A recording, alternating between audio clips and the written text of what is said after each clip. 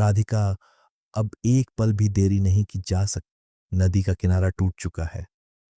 मैंने अपनी आंखों से चंपा का घर पानी में डूबते देखा है और अपने घर में भी पानी के घुटनों।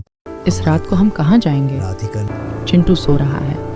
उसे गोद में लेकर इस बारिश में किस तरफ जाऊं? गांव के लोग क्या कर रहे हैं? पड़ोस के रामूदा ने क्या किया? उनकी पत्नी तो बीमार थी। रामूदा शाम से पहले ही अपनी पत्नी को लेकर निकल गए। कोई नहीं रुक रहा है राधिका, कोई नहीं। सब शर्मा जी के 2 मंजिला मकान में गए हैं, लेकिन वो उत्तर की तरफ है और अब उत्तर का पूरा रास्ता डूब चुका है पानी में। हमारे लिए उधर जाना नामुमकिन है, नामुमकिन है। तो फिर क्या करोगे?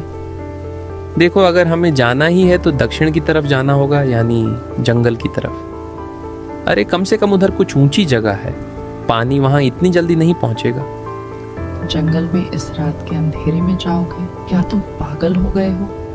उस जंगल के भीतर तुम खुद दिन के उजाले में भी नहीं जाते। जहाँ लोग कहते हैं कि डाकुओं का डेरा है, तुम वहां जाने की बात कर रहे हो। देखो, मैं सब कुछ सोच समझ कर ही कह रहा हूँ राधिका।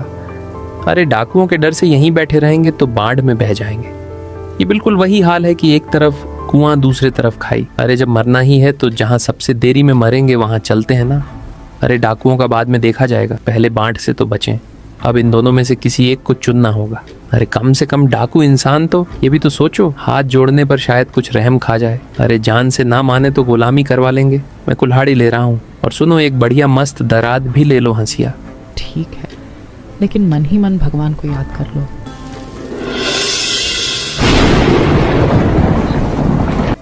पापा, मेरे पैर कीचड़ में डूब रहे हैं, मैं और नहीं चल पा रहा हूँ। हम कहाँ जा रहे हैं? हमारा घर कहाँ है? अरे बेटा, घर पानी के नीचे डूब गया है बाबू। अब हमें रहने के लिए नई जगह ढूंढनी होगी। पापा, क्या क्या इस जंगल में बाघ है? माँ कहती है कि जंगल में भूत और डाकू रहते हैं। मुझे डर लग रहा है पापा। अरे मेरे बेटे, डरने की कोई बात नहीं है रे बाबू।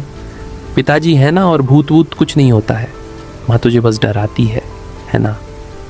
अजी, सुनते हो, इसका शरीर मुझे गर्म लग रहा है। बारिश में भीगने की वजह से कहीं ठंड तो नहीं लग गई?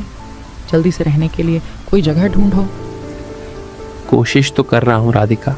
अब क्या कहूँ, इस कीचड़ में चलना आसान बात थोड़ी है, लेकिन रुकने से काम नहीं चलेगा। आगे बढ़ना होगा। चलो चलो चलो।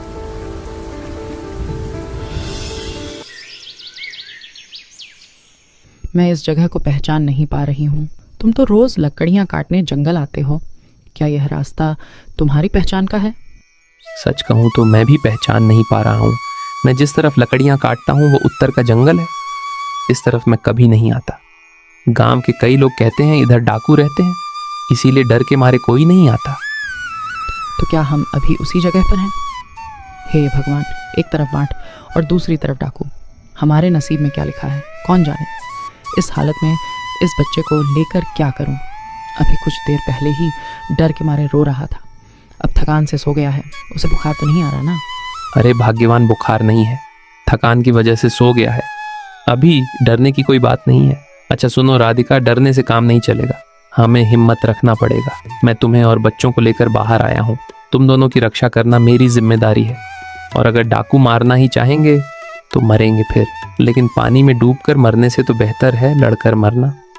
मैं पूरी जिंदगी गांव से बाहर नहीं गई, मायके से तुम्हारे घर आई, बस उतनी ही मेरी दुनिया थी। और आज रात के अंधेरे में इस भयानक जंगल में खड़ी हूँ। ऐसा लग रहा है जैसे कोई सपना देख रही हूँ। चलो आगे बढ़ते हैं, इस पेड़ के नीचे बैठना भी सुरक्षित नहीं है। उस तरफ शायद पथरीली जमीन है, उधर जाने पर शायद कुछ आसरा मिल जाए।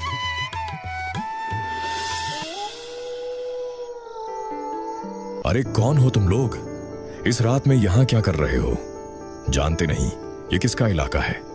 तुम्हारे हाथ में क्या क्या है? क्या कुल्हाड़ी? अरे अभी इसी वक्त इसे जमीन में फेंक दो, नहीं तो अच्छा नहीं होगा। हाँ भैया, कुल्हाड़ी फेंक रहा हूँ। मैं लकड़हारा किशन हूँ, नदी किनारे के गांव से आया हूँ। बाढ़ में हमारा घर बह गया, बेटे और पत्नी को बचाने निकला था और अंधेरे में रास्ता भटक गया। अरे हम किसी की बात पर भरोसा नहीं करते।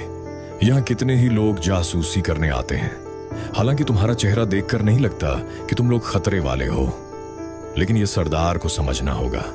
चलो तुम्हें सरदार के पास ले चलते हैं। भागने की कोशिश मत करना, चलो। भागेंगे नहीं भैया, कहाँ भागेंगे? पीछे पानी है, सामने तुम लोग, चारों तरफ रास्ता बंद है। और सरदार के सामने सब कुछ बताना होगा, चलो।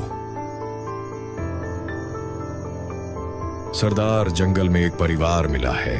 ये लोग खुद को लकड़हारा कह रहे हैं कि बाढ़ में घर बह गया और रास्ता भटक कर इधर आ गए हैं। अब आप जो कहेंगे वही होगा सरदार। इन्हें मारकर भगा दें या रखें? मैं पास आ रहे लकड़हारे देखूं, तेरा चेहरा तो देखूं।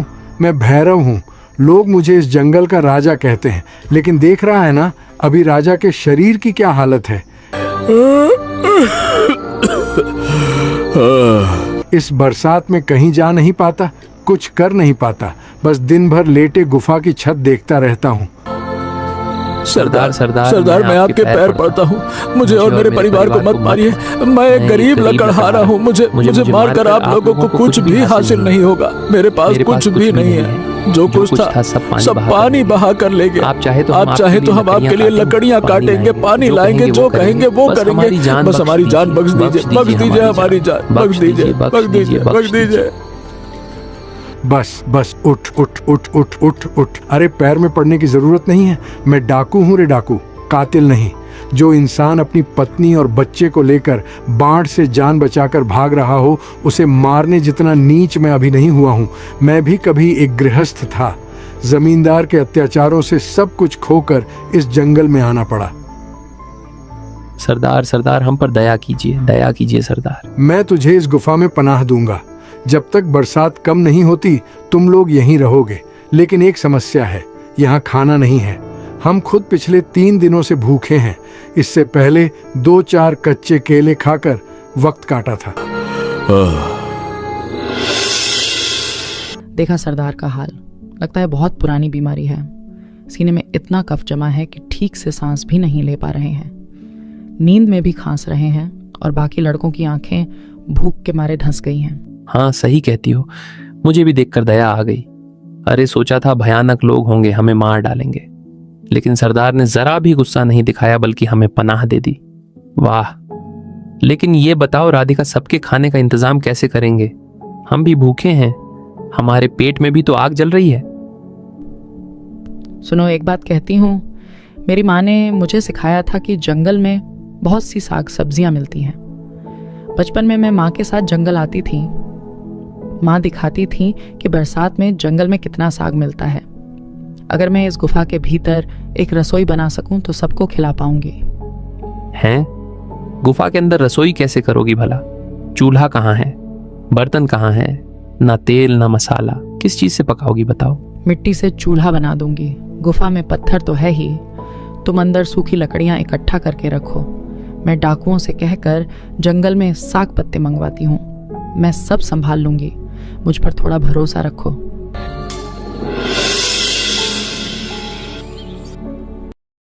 क्या क्या मिला बताओ तो? वाह, इन्हें सबसे मिलकर बनाकर मैं एक सुरबा बना सकती हूँ।